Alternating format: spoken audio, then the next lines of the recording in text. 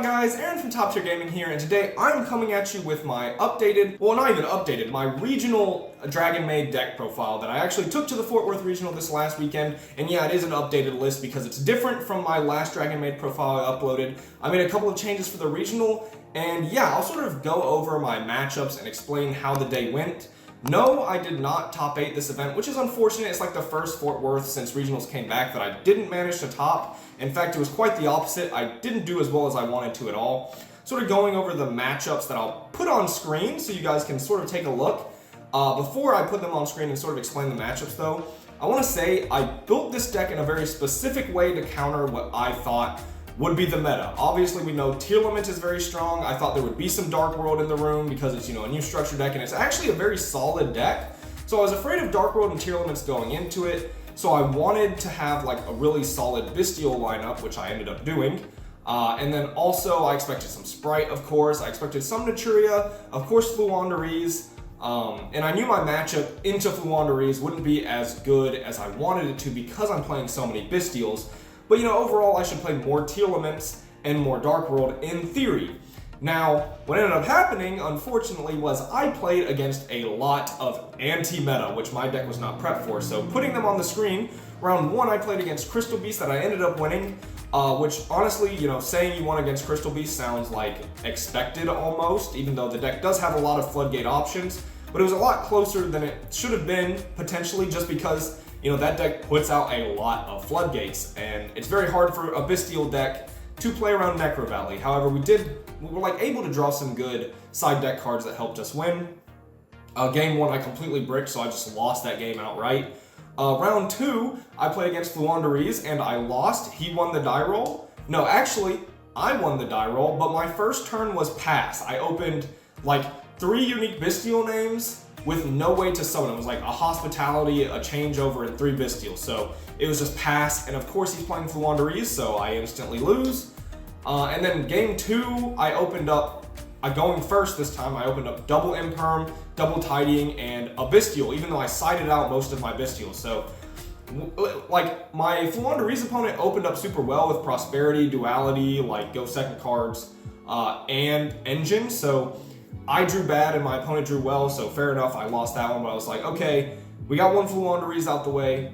Next round hopefully is better. I play against a favorable matchup finally, and I go against another Fluandereeze where I lose the die roll. He's main decking Featherstorm, Featherstorms me, and he has Engine, so I lose.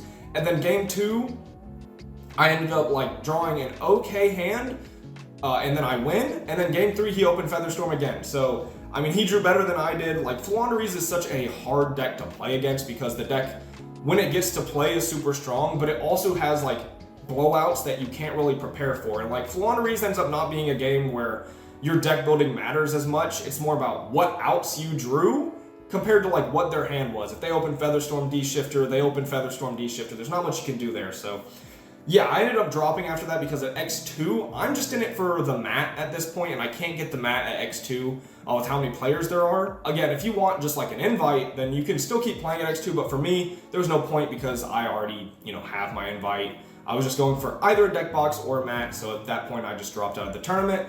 And yeah, it was really unfortunate because I really like this Dragonmaid list, and I think you guys will see it throughout the list that I think a lot of choices were fine, but obviously it's not a perfect list, otherwise I would have done better. Maybe I should have prepared more for Fluandereeze, which, maybe like taking out some extra flex spots against Tier and putting in more hate against Flunder was the right play. Of course, that's not the play I made, but yeah, let's just get into this deck profile. And of course, if you do enjoy this video and you like Dragonmaid content or you like what you see here, feel free to leave a thumbs up and subscribe. It really helps me out. And what I do here on the channel, we are trying to get to 13K at this point. I think we're kind of close, like 12.6K. So yeah, I hope you guys enjoyed this deck profile, and without further ado, let's get into it. So starting off, we have 3 Parlor Dragonmaid, and this is like the best starter in the deck now. 1, because she is a wind monster, which means if you're going for your 1-card Hieratic Seals, you're not really going to be interrupted by Bystials. So I really enjoyed the fact that Parlor was able to sort of play around one of the biggest parts of the format, being the Bystial monsters. However, we also still play our 3-chamber Dragonmaid. So yeah, once again, I've done a couple of Bystial Dragonmaid profiles in the last month or so. So like this is pretty standard, kind of how I've been running it. And these are really the only 2 Dragonmaid starters you want to play are the Parlors and the Chambers. Because they're like the best ones. They're gonna be a 1-card Hieratic Seals or, you know, provide you some other form of interruption for your engine. Like in the case of Parlor, it can be Tidying. And both can search you changeover in different situations as well. So I wanted to maximize seeing these 6 Dragonmaids because they, of course, are the 1-card starters. However, the last Dragonmaid monster is one Lorepar, so I'm not playing Kitchen in this build as I have done in the past. Kitchen is one of my favorite Dragonmaid monsters, but in this format in particular, I just don't think there's enough space for her when you need to run so many cards to beat the opposition like Tearlament, Dark World, Fluanderies, and things like that. And Lorepar is still worth running because I think you do need one big dragon in your engine because it comes up a lot where you need to be able to bounce Dragonmaids back to summon him. It's a good way to get over statue as Lorepar as well. And yeah, in a lot of situations you still need one big dragon in your engine, and Lorepar I think is the best one because also it's kind of a go second card. She is able to like discard herself to make something not activate. So it can either force out things or make sure like one interruption your opponent has isn't going to affect you that turn. So yeah, Lorepar is pretty solid. Next we have 2 Black Metal Dragon and of course the 1 Red MD to go along with him. And these are a little low on the screen, kind of bring those up a little bit. And yeah, Black Metal is an amazing starter. So originally this was actually Pot of Prosperity, was these 3 cards, and I wasn't playing any Black Metals at all, but when you're only running like 6 Dragonmaid monsters, Prosperity sometimes isn't a guaranteed starter. And I found that most often Prosperity was just trying to find me a playable card. So, you know, might as well take it out for actual playable cards. Also, Prosperity was conflicting with a couple of draw effects in the deck, as well as making your extra deck very slim. So I felt like Prosperity wasn't good at all, and I wanted to play more Dragon starters, and Black Metal is just one of the best ones because it also provides you like more darks in your grave to use your Bestial monsters more effectively. And yeah, Black Metal in testing was performing amazing. It was one of my favorite starters to see, and Red MD was solid as well. And Red MD also works with Branded Regained quite nicely as well, I should say. And yeah, overall this package was solid, and it really allowed me to have more starters in my deck, even though that was like the biggest problem in the event was making sure I see a starter.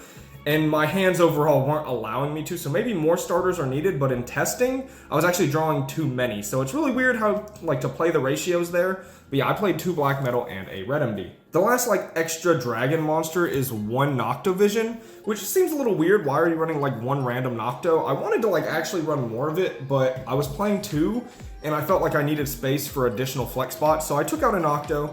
But in testing, he was really solid. You know, he combos nicely with Bystials, as well as just, like, getting you extra draws when you make Hieratic Seals. It works as an extender. I really enjoyed this card in testing. Also has some nifty interactions where maybe something tries to bounce one of your set Tidyings and you're able to like negate with Nocto in Graveyard. And then you can actually proc like Branded Regained that way as well. So I actually really enjoyed Noctovision. He didn't come up much at the event, but in testing he was a super solid addition. And, you know, as much as I wanted to fit more, I don't think I can. This could easily be replaced for something if you feel like it's a little awkward as just like a one-of Noctovision, but overall I enjoyed the card a lot. For Dragonmaid spells, sort of like still in the Dragonmaid engine, which I guess I considered Black Metal and Noctovision part of the Dragonmaid engine, but for Dragonmaid spells, I am on 1 Hospitality, which yeah, that might seem a little weird, and 1 Changeover. So these cards in all of my testing, and one thing I noticed with the Dragonmaid engine working with the Bystials is oftentimes, like, again, you're not running that many Dragonmaid monsters, so sometimes you see just Bystials, and drawing those with Changeover or Hospitality is awful. So there was actually a point in time where I was trying to cut Hospitality altogether, because I was like, this card is just so bricky sometimes, and it plays into Bystials very hard if you're going for like Chamber as a 1-card Hieratic Seals. It plays into your opponent's Bystials very hard, so I was like, Hospitality, maybe I don't want to play it. But then you think about it, it's like, do you really take out an important engine piece that is just a 1-of for like a little bit less chance of bricking? I don't know. I felt like the 1 Hospitality is something I still had to play, but honestly, it was worse at the event than in testing. But even saying that, I still feel like it's mandatory to at least play 1.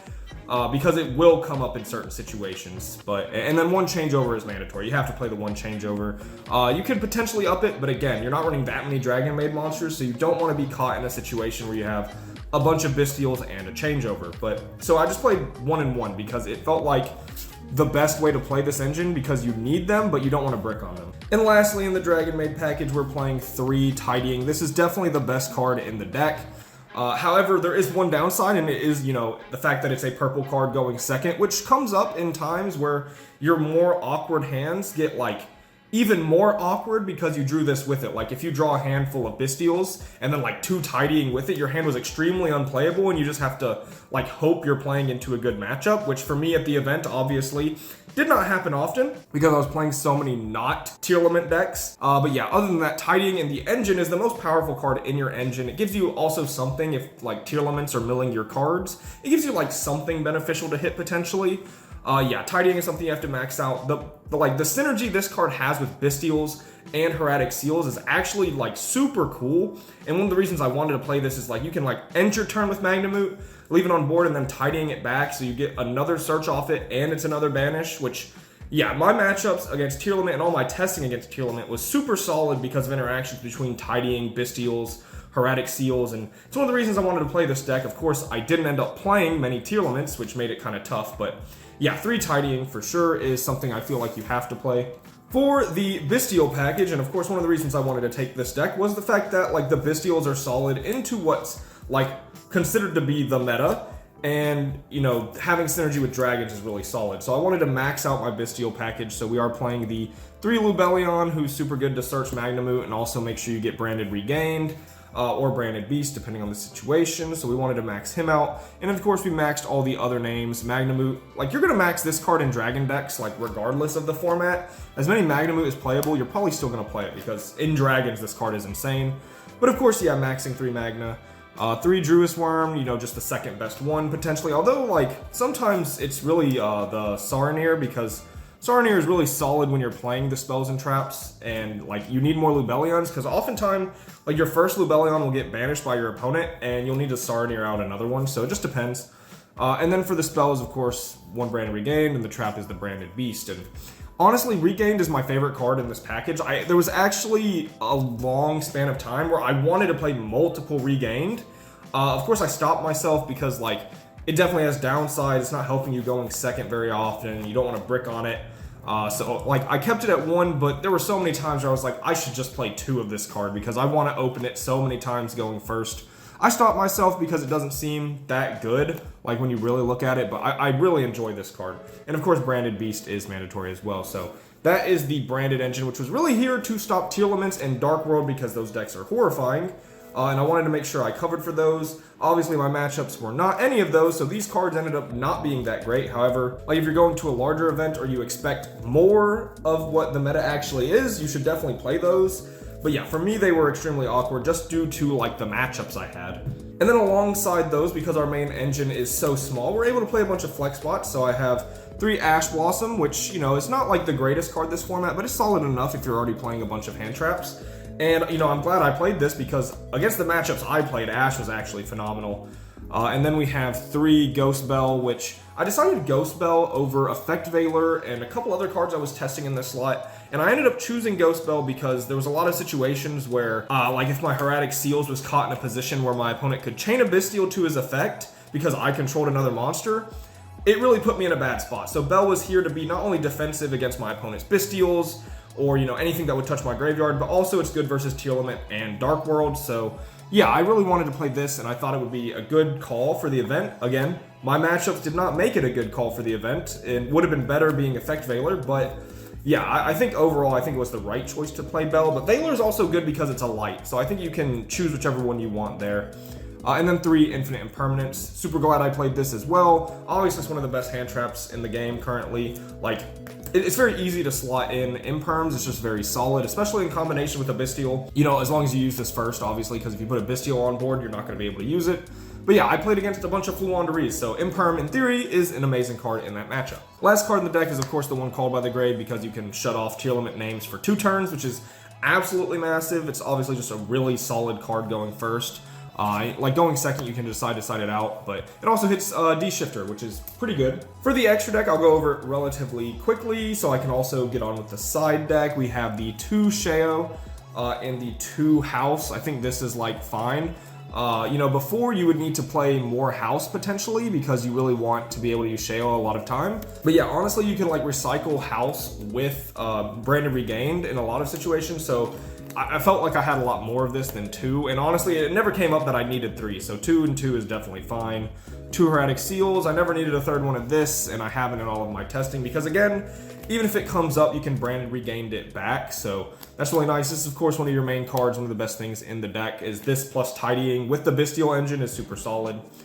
We have 1 Striker Dragon and 1 Pisty. You need both of like the Link 1 dragons because you're playing like Black Metal. It comes up if you open Black Metal Saronir, where you need to be able to make the other Link 1 dragon to put the dark back in graveyard. So yeah, you end up needing to play both. And again, recyclable with Branded Regained, but even though you could recycle Striker Dragon, that requires you to open Branded Regained in that situation for the play I was talking about, so I decided to play both. 1 IP and 1 dark. These are like the Link 2s. IP comes up because sometimes you're able to like spam your first turn board with Bestial monsters as well as like your engine that normally makes a Seals. So you can end with IP and Seals, which is decent because sometimes I was just left with a bunch of extra bodies, so I wanted to play this. And dark is good to like steal your opponent's Magnamute, so I think these are pretty obvious as well. 1 Unicorn for the IP Masquerena. It came up a couple times in testing, but it's also nice because you can like IP with a Druis Worm and get like a double send essentially, so that's pretty cool. Or like a send and a bounce, I should say. And then because we're playing the Bystials, of course we have some rank 6s. We have the Wallow and we have the Atomb. But these are both like really standard rank 6s if you're playing the Bystial engine and like some sort of dragon deck. And then I also have Gaia Dragon and 1 Zeus that combos very nicely with, you know, the Xyzes you're running, and Gaia Dragon and Atomb have always been a good pair because Atomb can attack and you can turn it into a Gaia Dragon that can attack. So all very nice points there, and that is the 15 card extra deck. Very quickly going over the side deck, which I think, again, was built quite nice for what I was afraid of. I was siding 9 cards against Fluandereeze, which should, in theory, be good.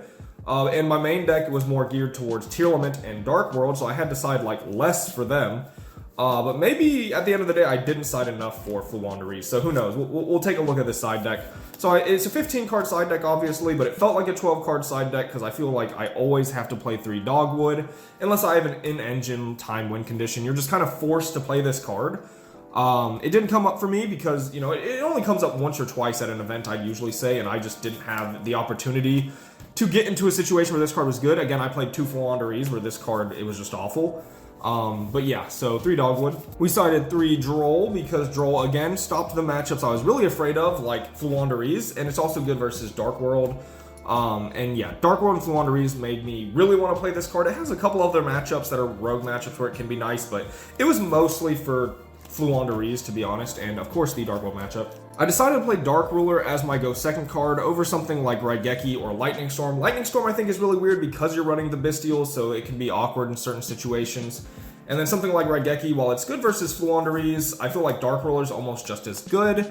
And also this can like be good versus Sprite boards and some Tearlament boards. I mean, obviously, like most of the time it's just gonna bait a crime.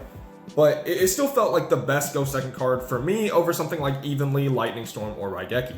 2 Cosmic Cyclone and a Feather Duster. This was for like rogue, back row decks, and of course Flunder. These are just extremely solid cards versus all of those. I thought about playing like 3 Cosmic, no Feather Duster, but I didn't want to get stuck against something extremely rogue and, you know, sort of lose out because I don't have Duster. And Duster did come in my round 1 to help me beat the Crystal Beast deck I played. That was just like Floodgate Turbo, and yeah, Cosmic is super good versus Flunder, so I think this makes sense. You always have to have some form of backer removal in your side deck for the decks taking advantage of like people who don't have them in their side deck. And then I had some go first cards. I had 2 Rivalry of Warlords, which was for siding in against like Tier, Sprite, anything where I, you know, had some more go first cards I could slot in. And 1 Appointer. And Appointer is like one of my favorite side deck cards because it's just super good getting hand advantage and like getting the best card out of their hand for that turn. But also it's funny because it combos really nicely with Branded Regained. Like you can banish like a light or dark monster in their hand and then shuffle it back with Branded Regained and draw a card, which I thought was pretty good. And it's really a nifty interaction when it does come up, which it happens a couple of times in my testing, but not at the event. So yeah, the 1 Appointer, and that is the 15 card side deck. So as I sort of said in my intro, I think that this deck was actually built fairly well. Like obviously it wasn't perfect, otherwise I would have done better.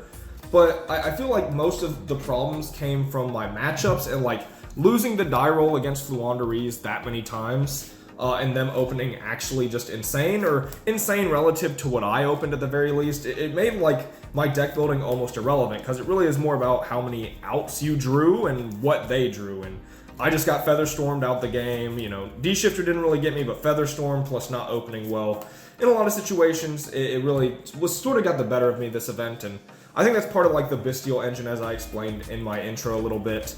Or if I didn't explain it well enough in my intro, like Bystials, sometimes you draw them and they're just not going to be as good as you want them to be, because you can't facilitate the darks and lights in your graveyard that much.